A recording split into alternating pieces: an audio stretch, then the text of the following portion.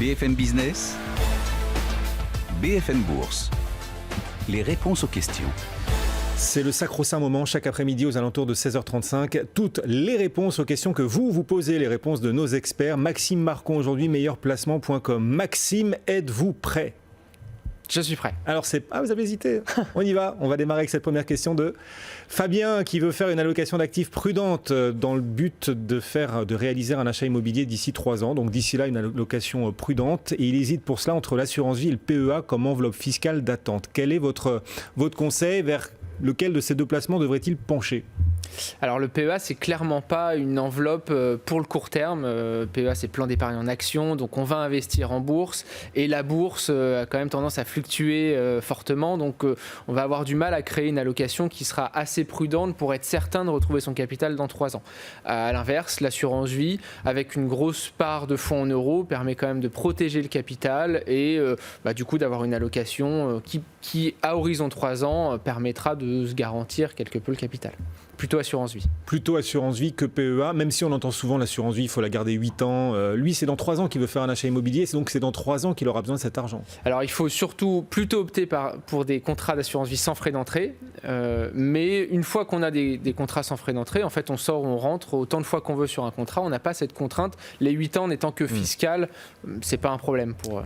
Plutôt l'assurance vie que le PEA pour sécuriser un peu cet argent dont vous aurez besoin pour votre achat immobilier. En plus, les banques demandent de plus en plus d'apports. Elles sont de plus en plus sélectives sur la qualité des dossiers qu'elles acceptent. Voilà cette réponse à votre question. Georges également nous écrit. Alors là, on va parler de préparation à la retraite. Georges a un PERP, un PERP, les anciens produits retraite, et il nous demande s'il doit le transférer sur le nouveau PER, nouveau plan d'épargne retraite. Alors plutôt oui, le gros avantage du PER, c'est qu'il pourra sortir en capital au moment de sa retraite. Néanmoins, il a le temps. On a plusieurs critères à prendre en compte. S'il veut faire un versement cette fin d'année, mieux vaut qu'il fasse son versement dans son PERP et qu'il transfère plus tard. Les transferts peuvent être longs et il peut être bloqué pour faire des versements en cette année fiscale 2020. Et puis, on a des frais parfois à transférer des contrats, tandis que passé 10 ans de contrat, on n'a plus aucun frais. L'assureur ne peut pas prélever de frais après 10 ans. Donc si son PERP a 7 ans, 8 ans, 9 ans, il vaut peut-être mieux pour lui qu'il attende d'avoir passé les 10 ans et transférer. Et il y a beaucoup de gens tentés comme ça de basculer, de transférer leurs anciens produits retraite vers le nouveau PER. Oui, c'est la clé, c'est la sortie en capital. Donc Madelin, article 83, PERP, mieux vaut transiter vers le PERP. Bon, Julien aussi nous écrit. Alors lui, c'est pas tellement le PER qui l'intéresse, c'est le PEA. Voilà, il y a une lettre qui change, mais ça change tout. Comment, dans un PEA, sécuriser ses gains tout en générant de la performance? Il veut le beurre et l'argent du beurre, cet auditeur, Julien. Et oui, on peut pas trop, désolé Julien, on peut pas trop sécuriser sur un PEA, puisque par définition, ce qu'on peut mettre dans un PEA, c'est investi en bourse. Alors il existe des SICAV monétaires, en fait c'est des fonds qui investissent en actions et qui échangent leurs performances avec des SICAV monétaires, ce qu'on appelle des techniques de swap.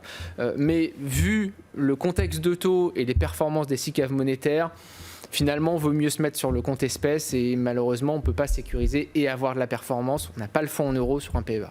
Oui, ça c'est une règle qu'il faut avoir clairement à l'esprit. Après, on peut investir bien sûr à travers des programmes d'investissement programmés. Voilà, chaque mois, mettre une petite somme sur des secteurs, des thématiques variées en bourse, qui permet de profiter à la fois de tous les secteurs qui vont rebondir tout en lissant ces risques dans la durée. Ça peut être une solution. Françoise nous écrit aussi. Et on continue de répondre à vos questions, celle de Françoise dans un instant. Mais toutes vos questions, vous le savez, vous pouvez continuer de nous les envoyer sur notre site bfmbusiness.com. On y répond tous les jours à cette heure-ci. Et donc Françoise a acheté des SCPI, donc elle nous emmène dans l'immobilier, des SCPI investis, dans des hôtels. Avec la crise sanitaire, nous demande-t-elle, est-ce que je dois tout vendre ? Alors c'est sûr que le secteur hôtelier, il a beaucoup souffert cette année. Maintenant, l'investissement en SCPI hôtelier, il faut vraiment reprendre ses objectifs, son horizon de placement. L'horizon, il doit être long sur des SCPI et l'objectif, c'est générer du revenu complémentaire. Cette année... Tant que vous n'avez pas vendu, vous n'avez pas perdu, Françoise. D'autant que les prix de part n'ont pas varié. Cette année, même les SCPI du secteur hôtelier ont versé du revenu. Elles ont réussi à percevoir quelques rendements de la part de leurs locataires, qui sont des grands groupes, Accor, Radisson Blu, B&B, qui ont la capacité à payer leur loyer. Donc il faut vraiment se remettre en phase avec son horizon de placement. Effectivement, cette année, elle a certainement fait 2, 2,5, 3, vis-à-vis d'un 4 ou un 5 qu'on aurait pu espérer. Parlez de rendement, là, 5% de rendement. Voilà, exactement. 2, 2,5, 3% de rendement, c'est moins que les autres années. Ça reste confortable et ça correct. Reste un revenu positif et ça n'entache pas la valorisation de son capital. A priori, les valeurs de part devraient se tenir puisque ce qui s'est passé, c'est que les sociétés de gestion ont accepté des franchises de loyer auprès de leurs locataires, mais en échange de contreparties sur les durées des baux, etc. Ce qui peut finalement aider à revaloriser les murs des hôtels. Donc, sur le long terme, a priori, pas de panique. Effectivement, c'est une crise qui est conjoncturelle, mais pas structurelle.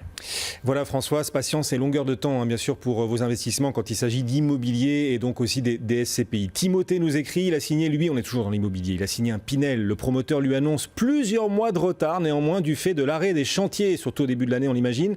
Quel est le risque pour l'obtention de ma réduction d'impôt, nous demande cet auditeur. Alors, il y a deux sujets possibles pour Timothée. Soit la livraison était prévue en décembre de cette année et décalée à janvier, février, et effectivement la réduction d'impôt en Pinel, elle est au moment de la livraison, donc il n'aura pas sa réduction d'impôt en 2020, mais il l'aura en 2021. Et ça décale juste d'un an. Et après, il peut y avoir le sujet de la livraison entre le moment de son acte et la livraison. La loi stipule 30 mois maximum de construction, dû aux événements effectivement liés à la crise sanitaire. Le gouvernement accepte de proroger ce délai de 104 jours, qui était finalement le délai du confinement. Mais ayez bien en tête, quand vous investissez dans les SCPI, que c'est à partir du moment où vous avez aussi un locataire que le calcul des réductions d'impôt démarre réellement. Allez, on va tenter cette dernière question, il nous reste 30 secondes. C'est Mathieu, son conseiller lui parle de contrat de capitalisation et Mathieu a l'impression que c'est comme un contrat d'assurance vie. Il nous demande quelles sont les différences entre un contrat de capitalisation et une assurance vie et s'il y a des avantages spécifiques pour le contrat de capitalisation. Alors c'est quasiment la même chose, c'est un peu un cousin, l'assurance vie et le contrat de capi. Il y a une différence sur le plan civil. Le contrat de capitalisation ne se dénoue pas au décès de l'assuré, du souscripteur. Donc là où sur le contrat d'assurance vie, j'ai une clause bénéficiaire, mon contrat se dénoue et l'argent est versé à mes bénéficiaires, le contrat de capi me survit. Et de ce fait, je peux le transmettre de mon vivant et on peut avoir des stratégies de transmission de contrats de capi, notamment en démembrement, où je conserve l'usufruit et je transmets la nue propriété de mes contrats à mes enfants ou à mes petits-enfants. Mathieu, c'est limpide la réponse à votre question, la réponse de Maxime Marcon et Maël qui m'accompagne sur cette émission, me signale qu'attention, il a raison. Sur les Pinel, évidemment, la réduction d'impôt prend date à partir du moment où vous avez un locataire sur le Pinel, pas sur les SCPI. Évidemment. Merci beaucoup Maxime d'être venu nous voir sur le plateau de BFM Business. On répond à vos questions chaque après-midi à 16h35, meilleurplacement.com, régulièrement à nos côtés également le jeudi. Bon retour Maxime, à bientôt. Le CAC 40 est toujours en ce moment en repli, la consolidation se poursuit, on est en petite baisse très réduite comparée aux gains des dernières semaines. Le CAC perd à peine 0,5% en ce moment, 5483 points.